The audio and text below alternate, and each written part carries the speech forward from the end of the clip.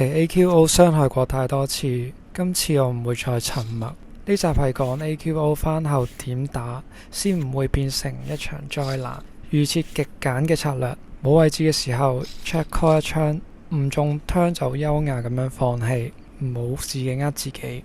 有位置嘅時候打細槍試一試對手，如果佢 call 咗就唔好再執着啦。變招嘅時機對上娛樂玩家，如果對手係完全 fold 唔到嗰啲，就唔好再幻想啦。什麼 check raise、free bet、float、triple barrel 呢啲係冇意思。你嘅故事寫到天衣無縫都係嘥鳩氣，因為佢唔會明。到最後你會發現你先係個小丑。對上緊 B 打一槍控詞求攤牌，唔好 bluff，佢哋基本上係冇 bluff range 嘅。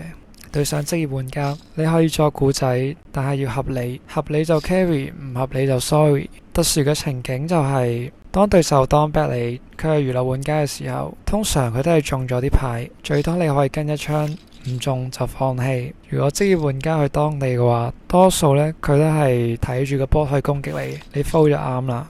籌碼少嘅時候，如果冇中牌，預設係 check。如果對手去攻擊你嘅話，直接 all in 車翻過去，跟住重買或者翻屋企瞓覺。總結就係 AQO 嘅翻後打法，被動啲，控好嘅詞，輸少當贏。你有試過 AQO 點樣花式爆炸？